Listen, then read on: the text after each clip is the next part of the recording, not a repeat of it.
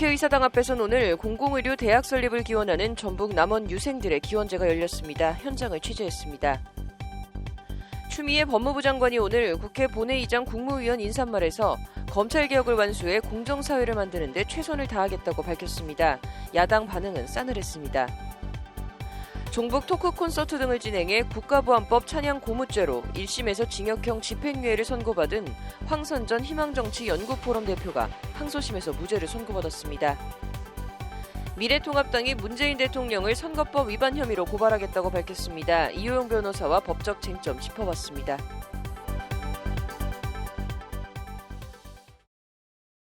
(2월 18일) 법률방송 로투데이 시작하겠습니다. 첫 소식입니다. 법안을 고치고 만드는 서울 여의도 국회의사당 앞은 늘 이런저런 기자회견이나 시위가 열리는 단골 장소입니다. 그런 국회 앞에서 오늘은 좀 특이한 시위라면 시위, 행사라면 행사가 열렸다고 하는데 행사 이름은 공공의료대학 설립 기원제입니다. 기원제 현장을 신세아 기자가 담아왔습니다. 헌관이야 모든 집사와 제의자는 제배하고 일어나 평신하시오.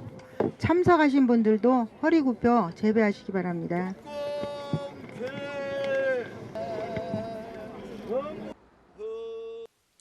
홍동백서. 제사상에는 여러 과일과 다과들이 정성을 담아 가지런히 놓여 있고 상 앞에는 제주를 담을 제주잔이 놓여 있습니다. 초헌관, 아헌관, 종헌관, 복식을 갖춰 입은 제관들이 경건하게 술을 따라 올립니다. 헌관은 땅에 3번 지우고 빈잔을 좌집사에게 주고 좌집사는 잔을 받아 자리에 올리시오. 영화의 칼바람 부는 여의도 길거리 한복판에서 제사를 지내는 이들은 전북 남원에서 올라온 남원향교 유생과 남원 시민단체 관계자들입니다. 남원 옛 서남대부지에 건립이 예정돼 있는 공공의료대학 설립을 기원하는 기원제를 지내기 위해 남원에서 서울 여의도 국회 앞까지 올라온 겁니다. 어렵게 해서 정부가 결정해서 국공의료과대학이 진행되는데 그 중요한 법률안이 국회에 낮잠을 자고 있습니다. 이제 20대 국회 임시의회가 어제부터 열렸습니다. 오늘은 마음이 간절하면 하늘까지 통한다. 1심 통찰의 마음으로 현재 국회는 의학교육을 민간대학이 아닌 국가가 맡는 내용을 골자로 하는 국립공건보건의료대학 설립 운영에 관한 법률안이 발의돼 있습니다. 하지만 해당 법안은 발의된 지 1년 6개월이 넘도록 소관 상임위인 보건복지위원회 법안 소위도 통과하지 못하고 국회에 묶여 있습니다.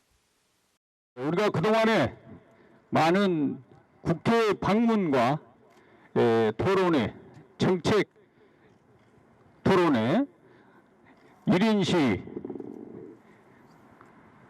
각 보건복지위원회 국회의원들 방문 이러한 과정을 쭉 거쳐왔습니다.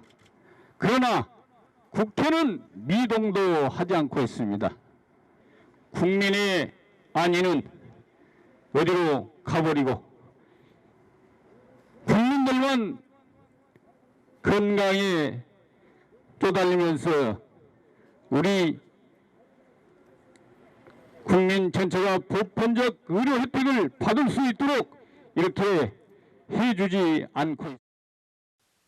살인적인 근무와 압박에 시달리다 숨진 고 윤한덕 중앙응급의료센터장이나 이국종 교수 등의 사례에서 보듯 공공의료 부분의 환경은 갈수록 열악해지고 있다는 것이 이들의 진단입니다. 이런 만성적인 공공의료 인력 부족을 해소하기 위한 대안으로 제시된 것이 바로 공공의료대학 설립입니다. 민간이 아닌 국가가 나서 의사를 양성하고 졸업 후엔 사립의대처럼 돈벌이가 되는 분야나 병원만 찾아가는 게 아니라 일정 기간 공공의료 분야에서 근무하도록 하는 방식입니다. 하지만 이런 취지에도 이번 마지막 20대 임시국회에서 법안의 통과 여부는 여전히 불투명한 상태입니다.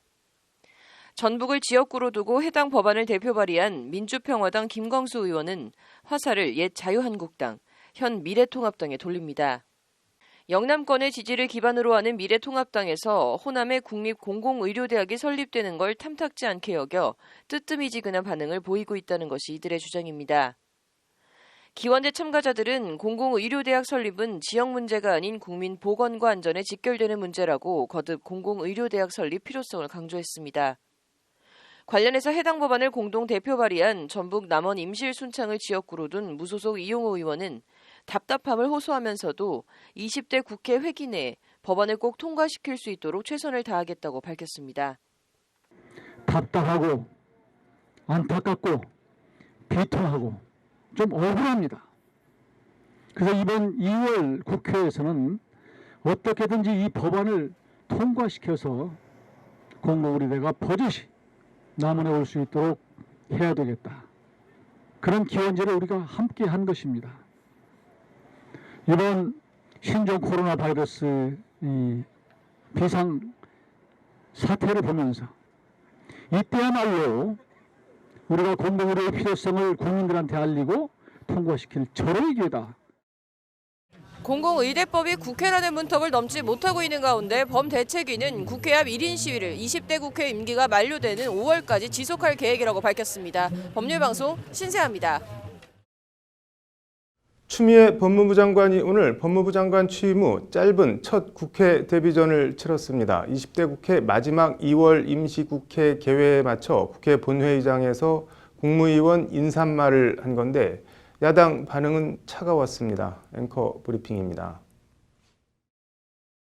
추 장관은 국회 본회의장 인사말을 통해 시대적 소임인 검찰개혁을 완수하고 국민이 존중받는 편안한 나라, 인권과 민생 중심의 공정사회를 만드는 데 최선을 다하겠다는 법무부 장관으로서의 각오를 밝혔습니다.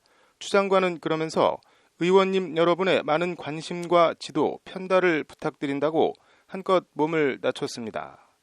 미래통합당의 전신인 자유한국당 등 야당들의 반대 속에 지난달 초 임명된 추 장관이 국회 본회의에서 발언을 한 것은 오늘이 처음입니다.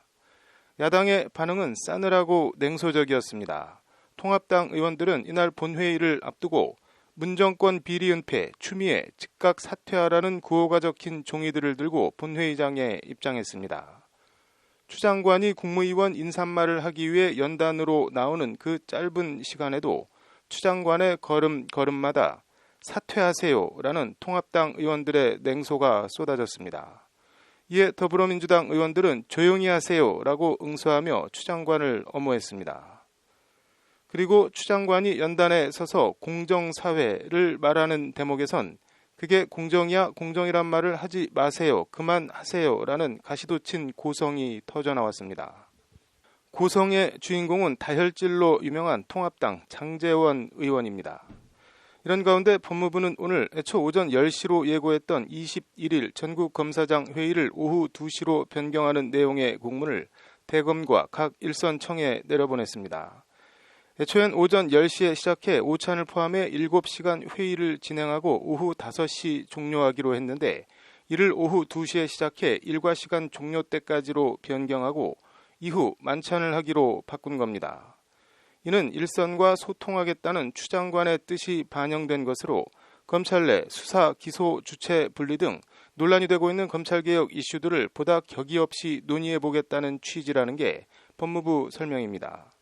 관련해서 추 장관은 일선 의견을 많이 듣고 싶다, 오찬으로는 부족한 것 같고 만찬이 낫겠다, 격의 없이 식사를 하며 의견을 나누고 싶다는 취지로 회의 시간 조정을 주문한 것으로 전해졌습니다.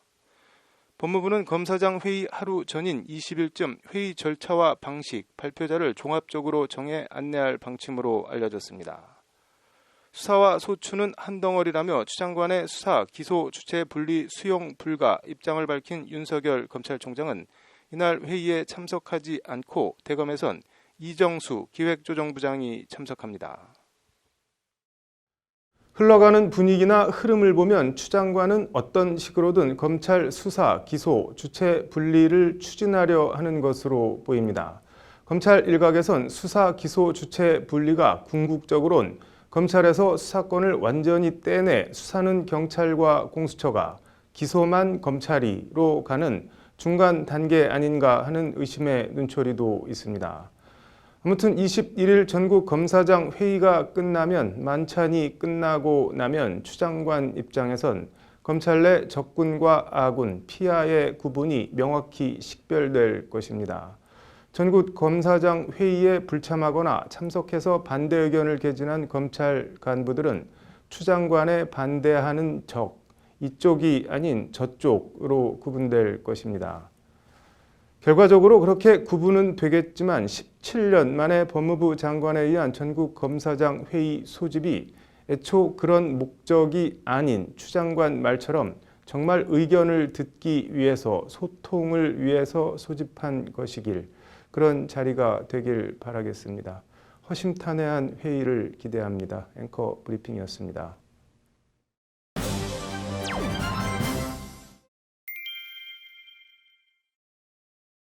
노태학 대법관 후보자가 공수처 설치에 대해 또 다른 검찰 권력이 돼서는 안 된다고 생각한다는 입장을 밝혔습니다. 추미애 법무부 장관의 검찰 수사 기소 주체 분리에 대해서도 신중한 입장을 밝혔습니다. 이 소식은 윤현서 기자가 전해드립니다. 노태학 대법관 후보자가 국회 인사청문회 특별위원회에 제출한 서면 답변에서 공수처가 검찰을 지나친 권력 행사에 대한 견제 차원에서 나온 것으로 안다며 또 다른 검찰 권력이 돼서는 안 된다고 생각한다고 밝혔습니다. 노 대법관 후보자는 입법이 이뤄졌으므로 헌법 정신과 가치에 부합하는 검찰과 공수처의 본질적인 권한과 책무 등을 종합적으로 고려한 조치가 있어야 할 것이라며 이같이 밝혔습니다. 노 대법관 후보자는 추 장관의 수사 기소 검사 분리 방안에 대해서도 국민적 합의 형성 등을 통해 신중하고 면밀히 검토해야 한다는 신중한 입장을 내놨습니다.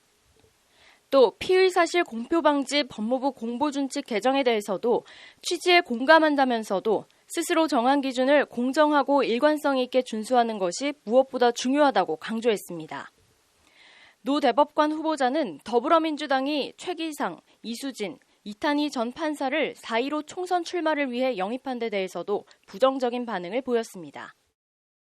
국민 입장에서는 재판이나 판결의 중립성과 공정성에 의심을 가질 우려가 있다는 점에 공감하고 이는 곧 국민의 피해로 귀결되는 결과를 낳을 수 있다는 것이 노 대법관 후보자의 지적입니다. 노 대법관은 법관은 자신의 언행이 재판의 정치적 중립성에 대한 국민 신뢰를 저해하거나 사법부의 독립성을 훼손할 우려가 있지는 않은지 살펴봐야 한다며 이같이 지적했습니다. 법률방송 윤현서입니다. 이른바 종북 토크 콘서트를 열어 북한 체제를 찬양, 고무한 국가보안법 위반 혐의로 1심에서 징역형 집행유예를 선고받았던 황선 전 희망정치연구 포럼 대표가 항소심에서 오늘 무죄를 선고받았습니다. 판결로 보는 세상입니다. 올해 46살로 옛 민주노동당 부대변인 출신인 황 씨는 2014년 11월에서 12월 두 달간 재미동포 신은미 씨와 함께 세 차례에 걸쳐 전국 순회 통일 토크 콘서트를 열었습니다. 2018년 10월에서 2009년 9월 1년 동안은 황선의 통일 카페라는 인터넷 방송을 진행하면서 북한이 발표한 담화 등을 여과 없이 전달했습니다. 황 씨는 또 대법원이 이적단체로 판시한 6.15 남북공동선언 실천연대가 개최한 2010년 총진군대회에 참여해 연설 등을 하기도 했습니다. 검찰은 이렇게 인터넷 방송이나 토크 콘서트 등에서 황 씨가 한 발언과 행위들이 북한 체제를 고무, 찬양한 국가보안법 위반이라고 보고 2015년 2월 황 씨를 구속 기소했습니다. 국가보안법 제7조는 반국가단체나 그 구성원 또는 그 지령을 받은 자의 활동을 찬양, 고무, 선전 또는 이에 동조한 자는 7년 이하의 징역에 처한다고 되어 있습니다. 벌금형은 없고 그냥 징역형만 있습니다. 그리고 찬양, 고무죄는 해당 조항 미수범도 처벌합니다. 1심은 황 씨의 국가보안법 위반 일부 혐의를 유죄로 판단해 징역 6개월에 집행유예 2년, 자격정지 6개월을 선고했습니다. 재판부는 일단 토크 콘서트에서의 발언이나 이적 표현물 제작 등에 대해서는 국가보안법 찬양, 고무죄를 무죄로 판단했습니다. 피고인의 발언에 북한 체제나 통치자, 주체 사상이나 선군 정치 등을 직접적, 적극적으로 찬양, 옹호하거나 선전, 동조하는 내용은 없는 것으로 보인다는 게 재판부 판단입니다. 재판부는 다만 피고인이 2010년 총진군대회에 참가해 강연한 내용을 보면 반국가단체에 적극 호응, 가세한다는 의사가 있었다며 이 부분은 유죄로 판단했습니다. 하지만 항소심은 오늘 1심이 유죄로 판단한 부분도 피고인이 행사에 참석해 자작시를 낭송한 것을 반국가단체 활동에 동조한 걸로 단정하기 어렵다며 전부 무죄를 선고했습니다. 시 낭송은 북한에 대한 찬양 고무라기보다는 강연에 대한 집중도를 높이기 위해 구성됐을 가능성도 충분히 있다. 행사 기획에 피고인이 관여했다고 볼 증거도 없다는 것이 2심 재판부 판단입니다. 황 씨는 항소심이 진행되는 동안 국가보안법 제7조 1항 등이 구성 요건이 명확하지 않고 표현, 양심의 자유를 침해한다며 위헌법률 심판 제청을 했지만 재판부는 이는 기각했습니다. 항소심 판단을 요약하면 일단 국가보안법 찬양, 고무죄 자체는 위헌적 요소가 없고 실천연대의 총진군대회가 찬양, 고무에 해당할 여지는 있지만 황선 씨의 행위가 찬양, 고무에 해당한다고 보기엔 증거가 부족해 무죄라는 취지의 판결입니다. 함께 토크 콘서트를 연 신은미 씨는 재미 종북 논란 속에 2015년 강제 출국 조치됐습니다. 현 미래통합당 통합 전에는 자유한국당 김성태 의원에 따르면 2014년에서 2018년 9월까지 4년 9개월간 국가보안법 찬양 고무 위반죄로 검거된 사람은 모두 126명에 달한다고 합니다. 그런 생각이 듭니다. 과거 북한 경제력이나 군사력이 우리나라와 비슷하거나 더 높았을 땐 그야말로 전쟁 치르듯 체제 경쟁을 했을 땐 100번을 양보해서 찬양 고무죄가 정권 입장에선 필요했을 수도 있습니다. 그런데 지금도 이 찬양 고무죄의 존재 이유가 있을까 하는 생각입니다. 북한이 한국보다 100배 낫다, 지상 낙원이다 한다고 해서 김정은 위원장이 문재인 대통령보다 훨씬 낫다, 세계 최고의 불세출의 지도자다고 한다고 해서 이를 곧대로 믿는 사람이 있을까요? 북한이나 김 위원장 찬양이나 고무가 될까요? 땅에 묻어야 할 과거의 유물은 땅에 묻는 게 어떤가 합니다. 안 묻는 걸까요? 못 묻는 걸까요?